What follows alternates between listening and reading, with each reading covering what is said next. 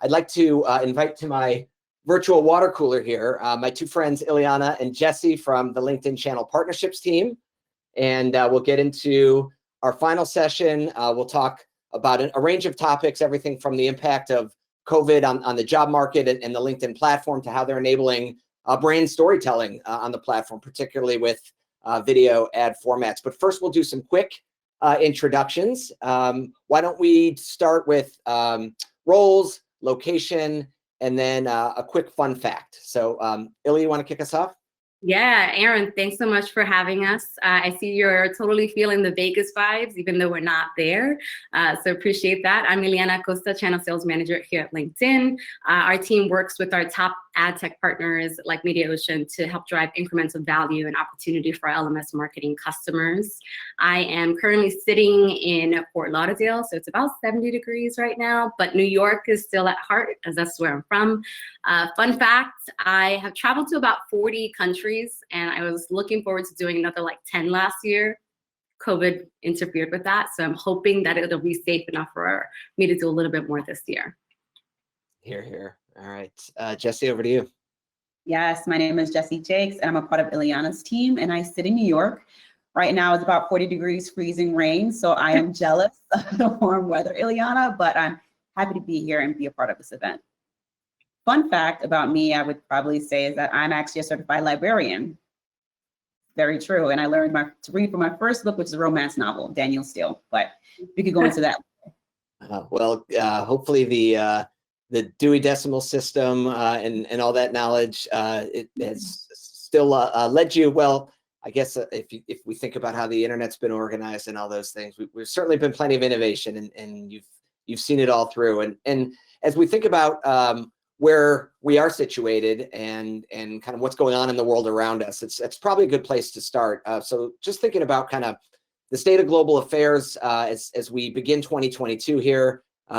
Rashad, our headliner earlier today, likes to refer to this period we're in as the new strange, because there's really nothing normal about this. So Illiana, from your perspective, how would you characterize the current state of play? What are you seeing from LinkedIn's perspective? So there's a lot going on right now. So much is happening. So I actually have a lot to say on this. I'll start with the obvious. It's been nearly 2 years that the world unequivocally changed due to the ever-present pandemic, and people and businesses have greatly been affected in ways that we never imagined. And the world of work as we have known it has totally been shaken up, right? It's the new strange, right? And even though this has gone far longer than anyone would have anticipated, there are actually some silver linings along the way. We've seen communities come together in ways that we've never witnessed before. The community bonds have strengthened around the world, which is amazing to see. And while the pandemic is still present, with all these new variants that are coming up, I just read about another one that came up this week, we're actually starting to see a small glimpse at the light at the end, with the light at the end of the tunnel. With every vaccination that happens, we're hopefully inching closer to both economic and social recovery. We're also seeing really cool and interesting macro trends happening. There's been an economic boom in economic recovery. I'm seeing positive momentum in GDP and labor market recovery.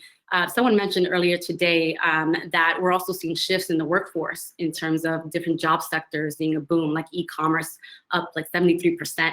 Digital content creators are booming. On LinkedIn, we actually launched Creator Mode, and we have about 3 million members that signed up for that. And it's been launched, I think, since March, so under a year. We're also seeing economic health rebound linked to public health vaccine rollout, which obviously varies from country to country. And we're seeing new workplace norms, right? We're all working from home or living at work, however you want to say it. But our employees are returning back to the office, but with far more greater demand for flexible work. And so employees have proven that they can do the job from anywhere. So it's really something to keep in mind when we make these decisions about the future of our companies. We can't deny that digital transformation is happening across businesses and individuals. Again, e-commerce grew 3 times to what it was prior to the pandemic. And there's this explosion in areas like in telehealth for the first time ever, where being able to visit your doctor in the comfort of your own home virtually is here to stay. It's fast, it's convenient, it's safe. So it's great. And one of the areas that I'm super passionate about and I'm thrilled to see gaining more visibility is around creating more diverse and inclusive workplaces. And it's something that we've seen over the last couple of years, but it's really exacerbated in a really, really great way. We've seen increased regulation by governments and the increased importance of trust on everything that we do. And not only on an individual level, but more importantly at a business and at a government level. So lots happening. That was a mouthful, but there's just so much going on, and LinkedIn is privy to have direct access to a lot of this information amongst our members in our platform.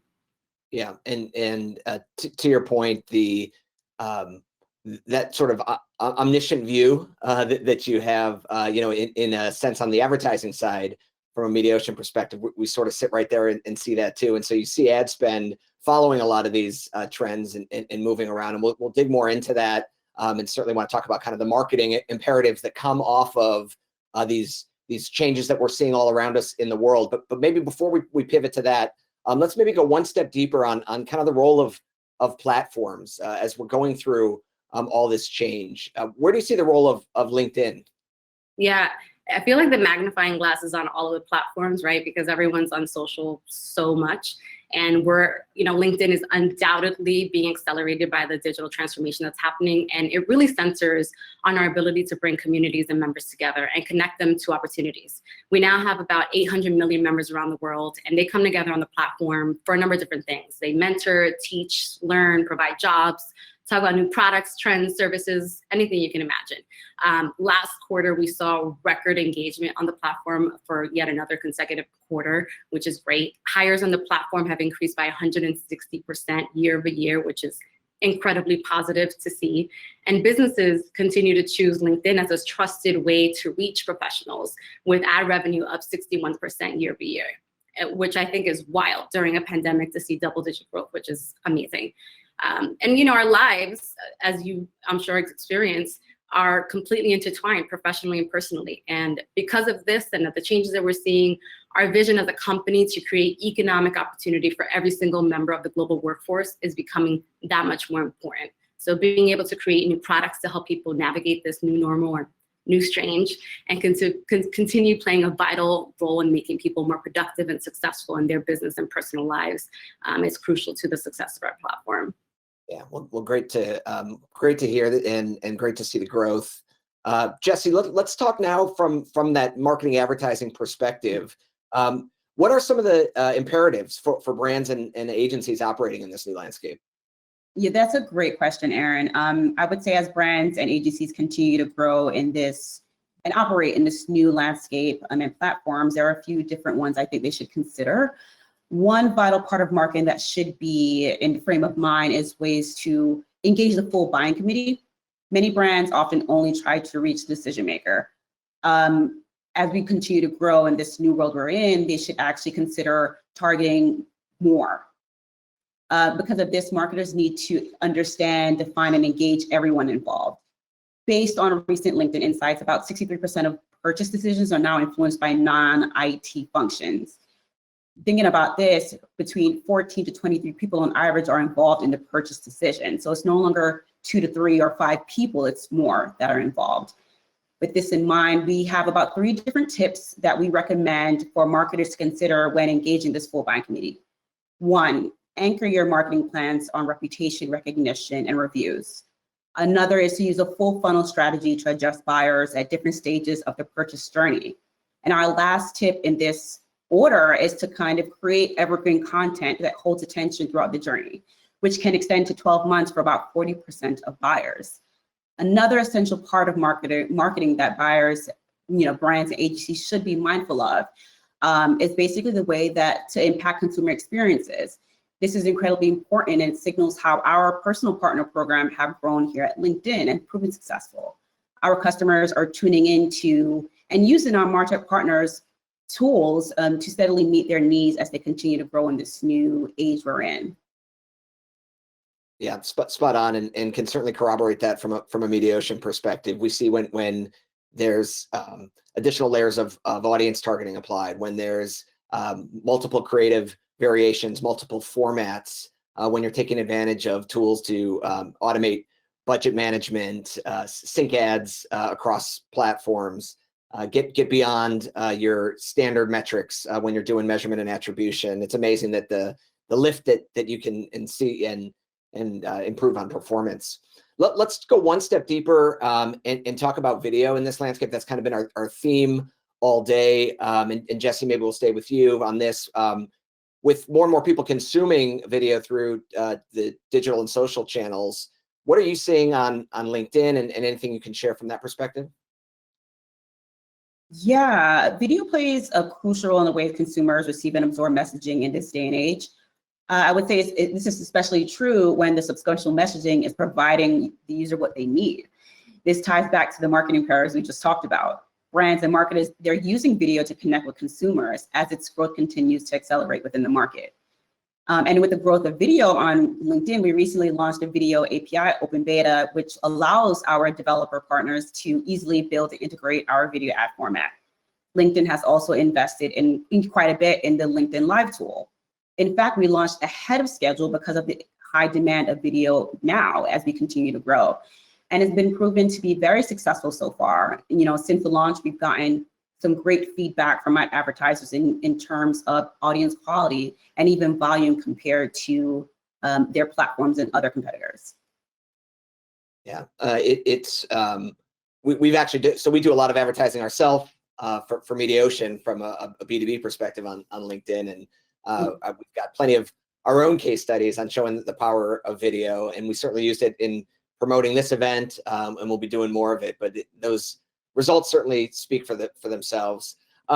Before we close, Illy, you mentioned DE&I earlier, and I feel like that's a good one to hit, but by way of wrapping us down, because it really is something that's such an important emphasis for all businesses, people. It's top of mind for everyone. How do we ensure, as an industry, how do you think about it from a LinkedIn perspective, that the priority is placed on it, and all the full DE&I, diversity, equity, and inclusion across all facets of business? Any thoughts you want to share there? Yeah, again, magnifying glass on all platforms and companies, especially during this time. For us, our equity strategy is really focused on mitigating unfair bias on our platform, which isn't an easy task. But we're committed to growing a diverse and inclusive member base and helping our customers hire and develop diverse workforces through product investment, policy best practices that we've established, and insights that foster more inclusive workplaces. So sharing that with customers and companies. Within our LMS equity everyday goal, our LMS, for those who are tuning in and not familiar, our LinkedIn marketing solutions, our goal is really to drive social impact and commercial outcomes by really empowering our community and of marketers to bring on equity everyday mindset to their roles as customer advocates, as storytellers, and as brand stewards, right? And it really is, equity is really at the heartbeat of LinkedIn's vision of creating growth opportunities for every organization worldwide. And we are the most trusted global platform to host dialogue around DEI. We are honestly are on our own journey, right? And we have a long way to go, but we're committed to bringing our employees, our members, our customers, our partners like Mediaocean along with us. And we have the audience of key decision makers and influencers at scale who are actually open and willing and ready to actually engage in these topics that before were kind of like a hush hush. And now it's like, no, let's draw some attention to this because we have something to say and we have a responsibility to our employees, to our customers to make a change. So it's an exciting time. I love that. And we're right there with you. And that actually will bring me to our close and my plug for tomorrow. We have a session on how we can ensure inclusivity across the media supply chain. So we'll continue to unpack that, but we're certainly thinking about it from a Mediaocean perspective in terms of how, in the platform, can we surface reports and things to, monitor spend across minority-owned publishers and things like that. So we all have that responsibility and we all share it together. Absolutely. And so, thank you so much, Illiana and Jessy, for joining me here today. Thank you for your partnership. Thank you for supporting this program. A quick plug, we do have some research that we put out together with Adweek. You can find it on our site at mediaocean.com/LinkedIn. Download that paper, and I will wave goodbye to you, Illy and Jessy.